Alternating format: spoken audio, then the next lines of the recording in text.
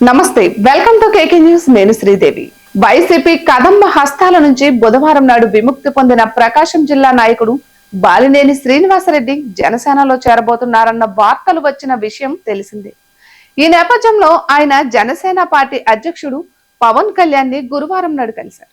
ఈ భేటీ సందర్భంగా బాలినేని శ్రీనివాసరెడ్డి జనసేన పార్టీలో చేరాలన్న ఆకాంక్షను వ్యక్తం చేయగా పవన్ కళ్యాణ్ ఆయనని సాధారణంగా పార్టీలోకి ఆహ్వానించినట్లు తెలుస్తుంది. ఇక లంకలో పుట్టిన వాళ్ళందరూ రాక్షసులు కావచ్చేమో కానీ వైసీపీలో ఉన్న వాళ్ళందరూ దుర్మార్గులు కాకపోవచ్చు. ఎందుకంటే విలువలకు కట్టుబడి ఉన్న బాలినేని లాంటి వాళ్ళు ఆ పార్టీలో చాలా మందే ఉన్నారు. పొయ్యిసగా పొంతకి తగిలినట్టు జగన్ మీద ఉన్న తీవ్ర ప్రజా వ్యతిరేకత ప్రభావం వాళ్ళ మీద పడి వైసీపీలో ఉన్న ఉత్తములు కూడా ఓడిపోయారు. అలాంటి వారిలో బాలినేని కూడా ఒకరు. జగన్ తో బంధుత్వం ఉన్న బాలినేని జగన్ ఆడమన్నట్లుగా ఆడేవారు కాదు, బాగమన్నట్లుగా వాడేవారు కాదు. మాటలో హుందాతనం, పద్ధతి ఉండాలని అనేవారు. ఇంతకాలం పాటు వైసీపీలో ఉక్కిరి బిక్కిరి అవుతూ ఇప్పటికే ఆయన బయటపడ్డారు.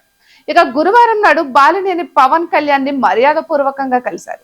జనసేన పార్టీలో చేరే ముహూర్తం మాత్రం ఈ నెల 22న ఫిక్స్ చేశారు. ఆ రోజున బాలినేనితో పాటు జగ్గయ్యపేట మాజీ ఎమ్మెల్యే సామినేని ఉదయభాను, ధర్మవరం మాజీ ఎమ్మెల్యే కేతిరెడ్డి, పొన్నూరు మాజీ ఎమ్మెల్యే కిలారి రోషయ్య, దర్శి మాజీ ఎమ్మెల్యే మద్దిశెట్టి వేణుగోపాల్, పిఠాపురం మాజీ ఎమ్మెల్యే పెండెం దొరబాబు కూడా జనసేన పార్టీలో చేరబోతున్నారని తెలుస్తోంది. ఇటువంటి మరెన్నో వీడియోస్ కోసం కేకే న్యూస్ తెలుగు ఛానల్ ని సబ్స్క్రైబ్ చేసుకోండి.